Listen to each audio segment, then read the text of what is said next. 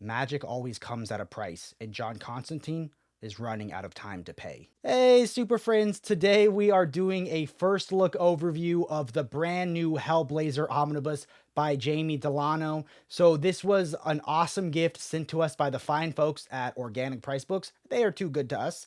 And this is my first time reading it. I got to dive into the beginning and I fell in love.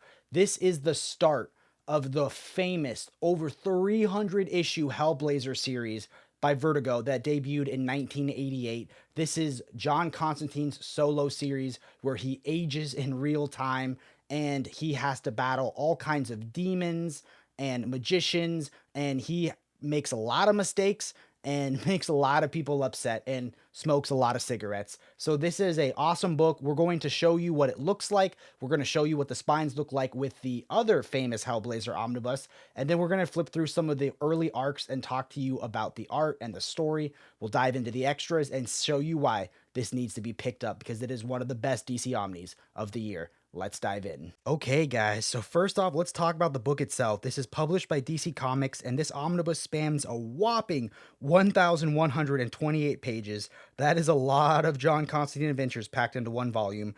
The retail price is $150, but you can snag it right now at Organic Price Books for just $95, and you could even save $2 with the code BRAVEBOYS. Here you can see the cover of the book itself. I'm going to flip through this. So this is written all by Jamie Delano with art by legends such as John Ridgway, Richard Piers Rayner, and Stephen R. Bissette. So this is some of the seminal Vertigo stories. Here you get a table of contents. And then a foreword by Garth Ennis, who is another famous Hellblazer writer. So this was my first Constantine story, and it starts you off with a bang. So 40 pages of sheer terror from the macabre world of Swamp Thing. I wish it had the Vertigo logo. So happy Vertigo is coming back. So this starts out with a man. He's wandering around. He's kind of a big dude, and he's just chomping down hamburgers, and he is like throwing back steaks. He's even eating the tablecloth. And what do you know? At the end, he dies of starvation, even though he's eaten probably more calories than I'll eat in a year. Then it cuts to Constantine returning back to London, back to his apartment, and he's kind of accosted by the landlady who's like, yo, your junky friend's upstairs, and there's bugs everywhere, and you need to get this junkie out of here, man. And he goes back into his apartment, and it's like nostalgic to be back, but he's like, yo, there's drugs everywhere, and there's bugs everywhere. Like literally, it is just a gross pit of despair. And inside he sees his friend, and he's in the bathtub, and he is covered head to toe in bugs. And he's like, dude, I feel like there's bugs all over me. Yeah, dude, you feel that way because there are bugs all over you. So Constantine races to the corner shop, calls his friend and says, you need to help me out, stat, and buys all the cans of bug spray that he can. So he goes back and he reads his friend's memory to see what happened. And his friend was wandering in another country and saw this little like embalmed child, and he just knew that it was housing a demon. And he's almost like a drug addict, but for demonic power. So he breaks the demon spell, and I love how the demon just looks like a giant fly, and he bottles it, and he's just like, he's lording over that he has power. But just like any junkie, he starts going through withdrawals, and the demon's trying to get out. He goes back to find Constantine, doesn't know what to do, so he ships the package out to America, and that was the big boy, the big mailman that in the beginning of the issue that we found. So Constantine goes and tries to track down the source of this demon, and he goes to Africa. He does a lot of traveling, globetrotting. It's a globetrotting adventure, and he meets a shaman. Of course, what do you do when you meet an African shaman? You take some weird hallucinogenic root to understand what's going on. So he gets a trip and sees how that child was embalmed and how to defeat the demon, and has a gnarly hangover. He's just like, Constantine likes to party, man, but weird shamanic roots maybe aren't his thing. So he goes to America now. So that again, he's gone from London to Africa to America, and he's trying to hunt down this hunger demon.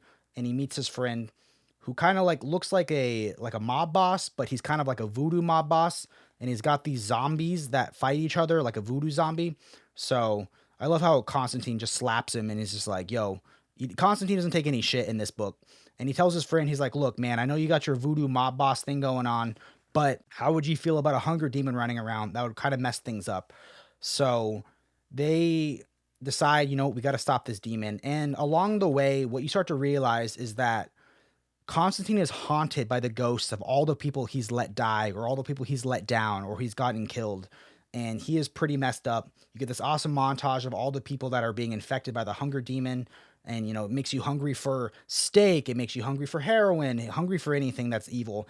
And he goes to fight the demon, and he realizes he's not strong enough. And oh, what do you know? This poor priest gets it because Constantine runs away. And that is all just the very first issue. That is how jam-packed this book is. So it is crazy. In the second issue, you get to see his plan to capture the demon. And it is just like, you get so much story. I love this. These are all the ghosts that haunt Constantine. And trust me, along the way, you're going to see many more ghosts get added. And one of the craziest things about this book is over the 300 issues, you see Constantine age in real time. And you see the gray hairs, and you see the scars, and you see the ghosts. So it is an incredible story. You have to read it. I don't want to spoil anything else for you. Let's jump into the extras and see how they look. So here you get some extras. A lot of funky things going on, a lot of covers. And then here you get the original proposal for the series that was going to be called Hellraiser. I think Hellblazer is a better name. And I love this. John Constantine is a human hero as opposed to a superhuman hero. Yeah, no powers. He cannot fly. He doesn't got gigantic strength, and he cannot read minds.